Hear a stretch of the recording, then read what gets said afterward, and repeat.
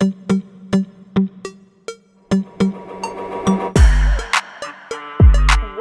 to the Trinidad and Tobago Unified Teachers Association's second edition of A Teacher's Word. As we celebrate World Teachers Day 2022, Tutor has decided once again to recognize the human service of teachers to their students and the communities. One teacher from each educational district will be chosen. This year is especially significant as teachers are facing widespread criticism across all sectors. We encourage you to view and appreciate the plight of teachers, their activities both in and out of the classroom that contribute to the positive development and enhancement of our future generations. Welcome once again to another edition of A Teacher's Word. Today we have with us Mr. Nigel Figaro, all the way from the Southeastern District. Good afternoon, Nigel. Hi, good afternoon, Ms. McPhee. How are you? I'm pretty okay, and yourself? I'm good. Nice to see you here. So let's dive straight into it. Sure. How many years have you been teaching? I have been teaching for 17 years. Right. I started off in the primary school system, taught in the primary school for over 10 years, and I've been in the secondary school since 2017. Okay. And have you always taught in your district area close to where you live? Well, my first appointment would have been in the Victoria area, but after my first appointment and then coming out of UTT, I have been in the Tableland area since then. So I taught at Tableland Anglican Primary School, and then I moved on to Tableland Secondary School. Okay. So at the primary school, tell me a bit about your experience at the primary school. Have you ever taught infants? Yes, for about 6 months. That was the worst 6 months of my teaching career. I really admire infants teachers though. But for the majority of my time in the primary school, I was at the standard 4, standard 5 level. Right? And it was quite fulfilling, teaching these children and imparting that knowledge, and they seeing that transition from leaving primary school, going into secondary school. Being part of that was really a fulfilling experience. So why did you leave? So I left for many reasons, but the major reason was that I pursued the secondary specialization at UTT. So in order for me to be upgraded, I had to leave the primary school, right?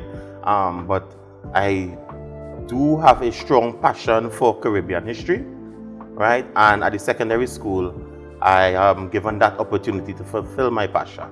Okay, nice. Now I'm going to go back a little bit to your primary school experience. Sure. And you said you taught mainly students at the 4-5 level and getting them, of course, ready for that transition into secondary school. Tell me a bit more about your experience there, working with these young children, assisting them, supporting them in any way. Tell me a bit about that. Sure, no problem. So, like I said before, I taught Tableland Anglican Primary School. And if anybody knows Tableland Anglican Primary School, they know it's a small school in a rural district, right? So the children there are of a lower socioeconomic background. So when you go to teach these children, right, that you have to give up a lot more of yourself, and you really have to get to the level of these kids. So permit me to give you an example, right? So, I would have classes during the Easter vacation, right? So the Easter vacation would be right before SCA. So the very first year that I had these classes, so I'm getting there, we get there, the children are there, and they're not focused. For some reason, 8:30, 9 o'clock in the morning, they're not focused. And I couldn't figure out the first day why they wasn't focused. And having conversations with them later on, I realized they were hungry. Right? So it is the Easter vacation, they are coming to these classes and they didn't have breakfast. Normally, if the term was running, right, they would have gotten breakfast from the school feeding, right, program. However, though, that didn't happen. So what did I have to do? So now I'm already giving free lessons, giving up of my time, and on my way to classes, I have to buy some doubles, right? So that was an experience there, and we got through, and then over the years, that became the norm. That became the part of the Easter vacation classes. So it was Easter vacation classes with free doubles, and I'm sure the students looked forward to that.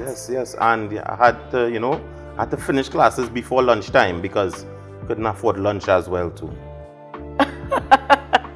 It would have been too much to ask for breakfast and lunch. Yes. And your students, I'm sure, appreciate you so much for that, as well as the community. Now, going over into your secondary school experience, you said you had the opportunity to teach history, yes? Yes. Tell me a bit about that, and in terms of your students, again, another history teacher. I would have done an interview earlier with a history teacher, and she gave me some surprises, so I'm hoping that you can do the same. But tell me, how do you transfer the knowledge, teach that content, and make it interesting for students? Well, when I got to Tableland Secondary, history was a subject that was not heavily subscribed. So my very first class had 5 children, and the second class had 7 children. So over the years, now we are up to 28, 35 children would be signing up to do history. And I would say that maybe the way in which I teach the subject had something to do with that. And one of the ways in which I envision history and I envision the subject is that, you see, history is not only about the past, but it's very relevant to today's society. So what I do, I try to bring the history alive and make the history relatable to what's happening now in today's society. And permit me to give you an example. You're right, when we're doing the topic of migration and we look at the factors why the early inhabitants migrated and came to the Caribbean, right? And when you look at the simple situation in, well, our neighboring country in Venezuela, and why we have a lot of Venezuelans migrating to Trinidad, a lot of the factors correlate. And then the children now are able to relate, right? They're able to relate to the migration patterns of the Venezuelans. And then when we now correlate that to history with the early inhabitants, they tend to understand it a lot better. Right, nice. Good way to mesh the two areas. In terms of the prefect system, is that for secondary, or is that going back to the primary school? That's in the secondary school. So a couple of years ago, I was asked to head the prefect system at Tableland Secondary. So I was the teacher in charge, and what we did, we really took this prefect system and gave it as a system to empower students. So the children had to go through, they had to fill out a form, they had to fill out an application form, they went through an interview process. After the interview process, prefects were selected. After the prefects were selected, we actually had a whole day motivational workshop with the prefects, where we went through some team building exercise and different programs to really give the prefects that footing to really go out there and lead by example, right? So, and the system works perfectly in school. Well, I mean, after all that rigorous entry requirements, I can understand why it would work the way it's supposed to. And you continue to oversee the prefect system? Yes. Okay, tell me some other things that you actively engage in while at school, whether it's during school hours or after school. Okay, so one of the most enriching experience at my time in Tableland is being the chairman of our local school board. Right, so we set up the local school board. It was set up by the Ministry of Education, and as the tutor representative, I also became the chairman of the board. So I worked closely with the principal, the vice principal, and different stakeholders. And we did a lot of work for the school. So we actually started the work on getting a driveway, an extension to the driveway, right? That's the physical infrastructure. We did renovations to the bus shed. We did renovations to some classrooms as well too. But to me, our greatest accomplishments would have came during COVID.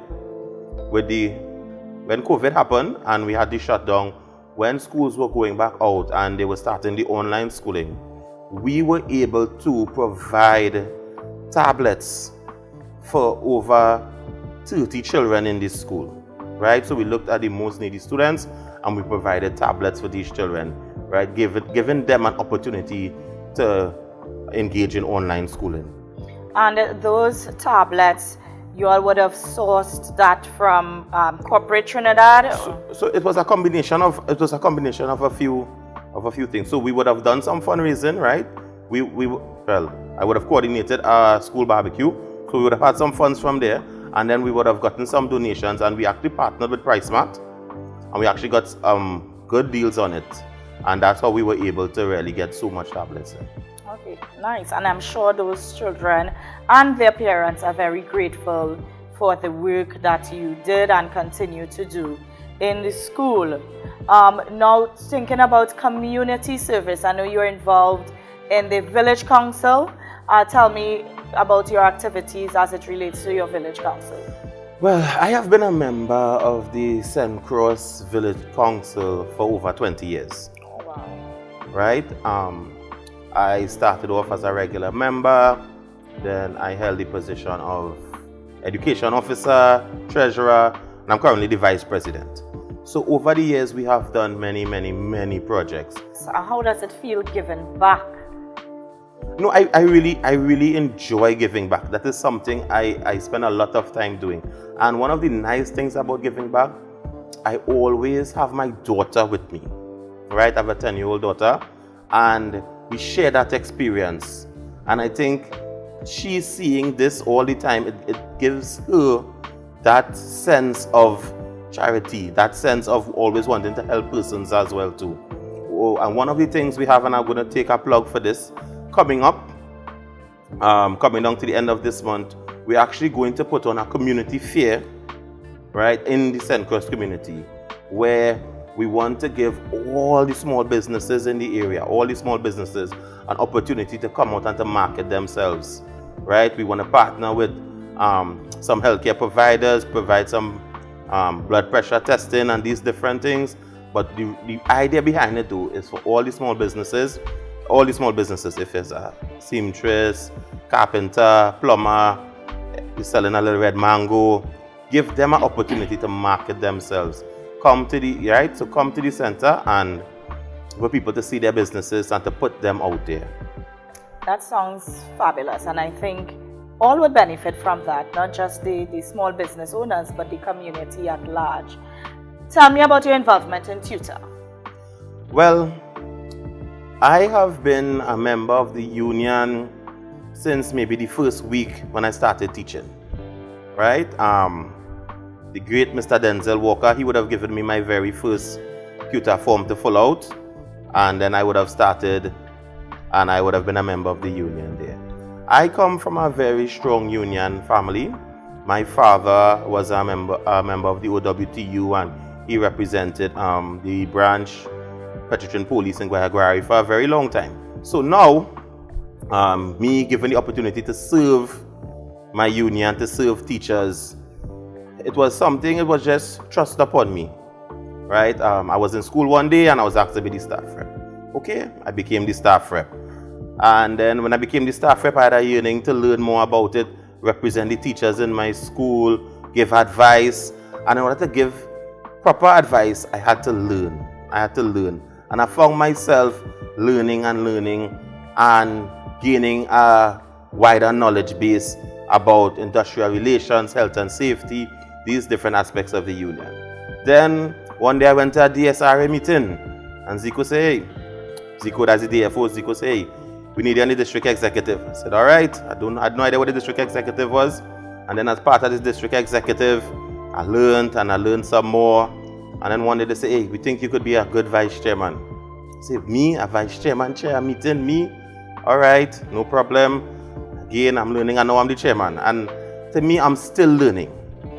And the nice thing about being part of the Southeastern family, it has so much experienced persons there to guide me along. So at no point I just ever feel like overwhelmed, right? And now my union activities has elevated where I represent the union now on national bodies, on the national level.